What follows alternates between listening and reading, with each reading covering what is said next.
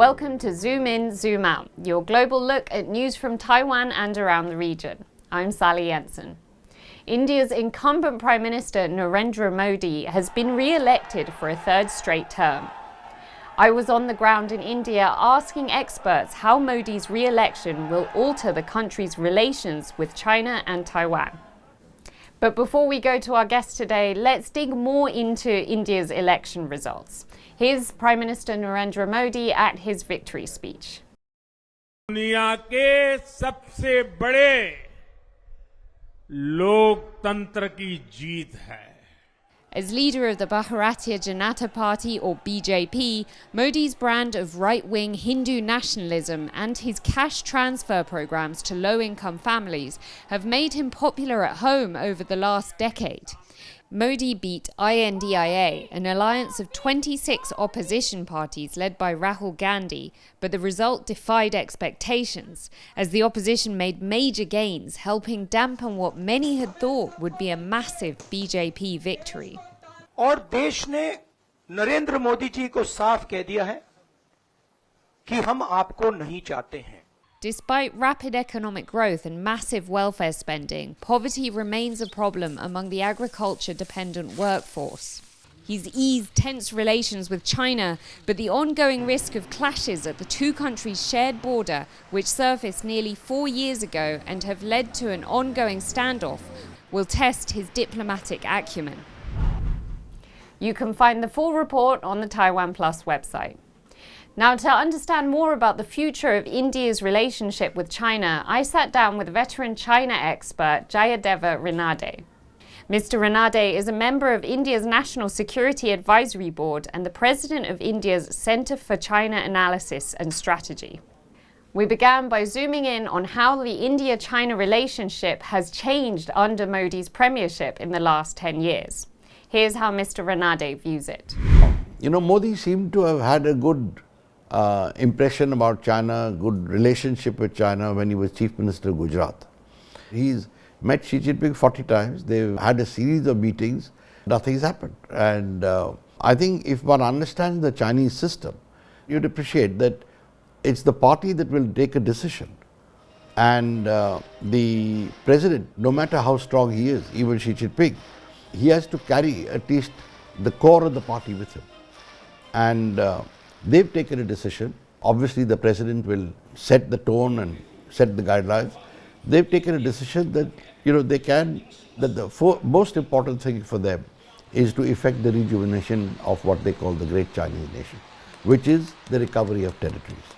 And here, of course, we have, according to their maps, there are claims on territories, Indian territories. There are claims on maritime claims on Japan, on Philippines, on Vietnam. They seem to be pushing ahead with the whole lot. So the present state of relationship is this. It's we are willing to talk. We are willing to not let things be. But we've said you go back to where you were in April 2020, and then we'll go ahead. But on the border, to be frank, the Chinese have engaged in hectic activity. They built border defense infrastructure for a long duration stay. They built it for additional troops to come in. They brought in new equipment and weaponry. So, you know, they're building airfields. They're carrying out all kinds of practices. And by 2030, they aim to have 35 airfields in Tibet. So there's a lot of construction work going on, major roads, and of course, other activity. So I think it's a relationship that at the moment is, if I may say, marked by intense wariness on our side. And what have some of India's opposition parties been saying about how to manage relations with China? You know, I'd say that there are statements made when one is in the opposition. And when you come in to power, I mean, things are different. But in this case, the opposition has been in government for many years. So they're aware. And I think in foreign policy, I doubt if there'll be any change regardless of who comes in. And major areas will remain as they are.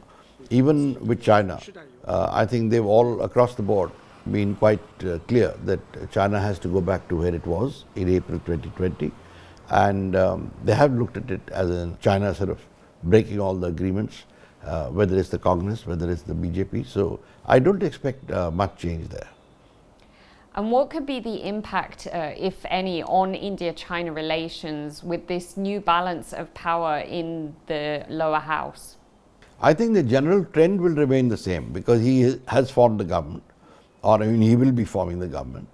So I think there is a degree of stability there which will remain. The laws that are coming in will be actually regulatory in nature. Nothing major that is that I'm aware of which is planned. So I don't expect much change. I don't think on major issues of policy, foreign policy, that there will be problems in the House. But what will happen is probably there will be much more consultation and deliberation by both sides before they move further. And how do you see India's relationship to China changing perhaps in the next 5 years or even further ahead? There are two factors here which come into play. It's not just India-China. One is the US and China. What is their relationship? We hear all kinds of stories coming out of the United States, some saying that we should, just go in for competition and trade and not do anything else. Others are saying, no, we must put a brake on the Chinese growth. So all that's happening between the US and China. But I personally think the relationship is deteriorating. At present, it looks as if they're going to head into rather heavy weather. That's one. So that will affect India-China, it will affect China and the neighborhood if there is a clash or a very serious situation that develops between the two. And I think it's a possibility. The other is Russia-China. And, we have a good relationship with Russia.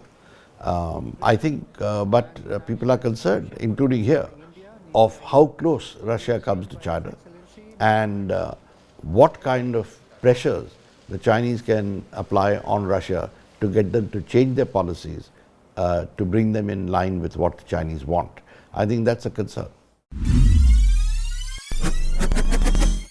Of course, China is creating a lot of geopolitical tension in the Asia-Pacific region, both militarily and diplomatically. What do you think will be India's role in helping to maintain peace? It's a question of China having declared and given a date by when they want to be the number one power. And the Americans are already the number one power. So I don't see the Americans stepping down and telling the Chinese, okay, you take over, or allowing them to be partners in being number one. So there is a conflict situation there. Now, how they sort it out, whether they're able to use some other methods to put a brake on China's growth and thereby succeed, and there are methods short of conflict, short of war, where it can be done. The other is, of course, if everything else fails, there would be a clash between the two, and we'll see how that plays out. But at the present, I think the Chinese don't want a clash. They would like to avoid it. I think from what I heard, the PLA is conveyed to Xi Jinping that they're not ready. But whether he listens or not is another question. Now let's discuss a little bit about Taiwan. How do you see India's relationship to Taiwan changing, if at all? Now there is a warming in the relationship between the two countries, and there are a lot of visits being exchanged. There are senior people, on both sides who are meeting each other, visiting also. So I think things are going ahead. Trade will be a big factor, and I am hoping that more Taiwanese companies come here to do business. Getting into it, business here is not easy, though we talk of ease of business and we try to improve things, but it's still going to take time. But I think that's the direction where we are going. The chip manufacturing, the fabs, etc., is one big area where we can go ahead. Then some manufacturing sectors have opened up, Taiwanese have come in. So I think that's one direction. The second, I would say, is if we have more people-to-people contact, that will break things down. And there are certain areas where there is a cooperation between Taiwan and India also taking place. Now, of course, India doesn't recognize Taiwan diplomatically, but recently retired chiefs of India's Army, Navy and Air Force visited Taiwan. How significant is this? And will we see perhaps more defense or security cooperation? Yes, I would not call it defense cooperation as such, but it's certainly thawing in that particular sector where people are going.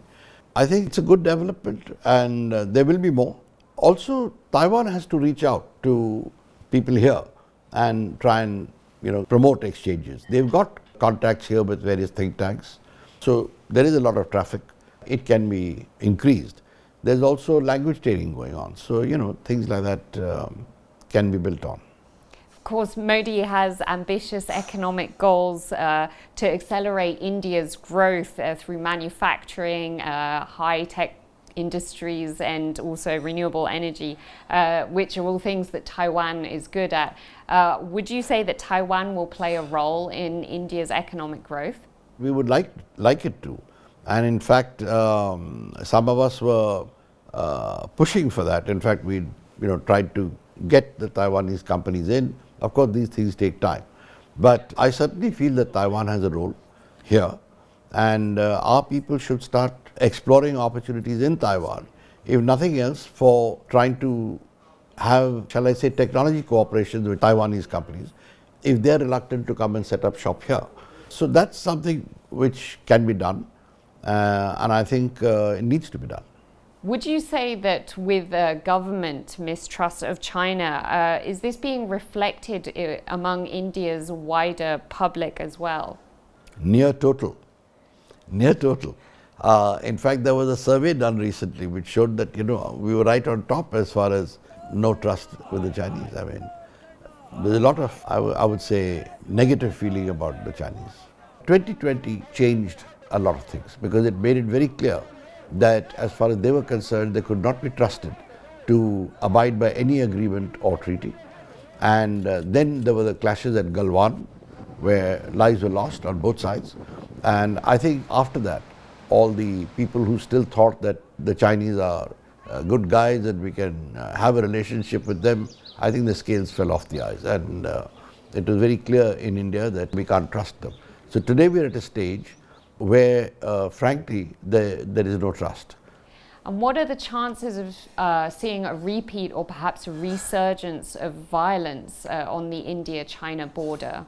I think it's high, frankly. I don't know how large it will be, how widespread. I expect there will be short and localized maybe conflicts or clashes.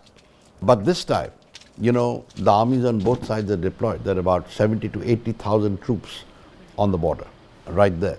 They've got their logistics infrastructure developed. They've got their, the rest of the thing there. They've got heavy armor. They've got light armor. They've got all the stuff there. They've got aircraft deployed, and it's all along the 4,750 kilometer border. So it can happen anywhere. You can't pinpoint that it will only happen in the Ladakh sector or the central sector. But this time, if something happens, there will be a strong reaction from India. It will not be, the first effort will not be to try and say, okay, doesn't matter if you come up to here, we'll talk and get you back. I don't think the army is in the mood for that. There will be a clash. And I think the Chinese side probably realizes that. That was Jayadeva Ranadé, veteran China analyst and member of India's National Security Advisory Board. And this has been Zoom In, Zoom Out. You can find more stories from TaiwanPlus by following us on social media. Thanks for watching. We'll see you next time.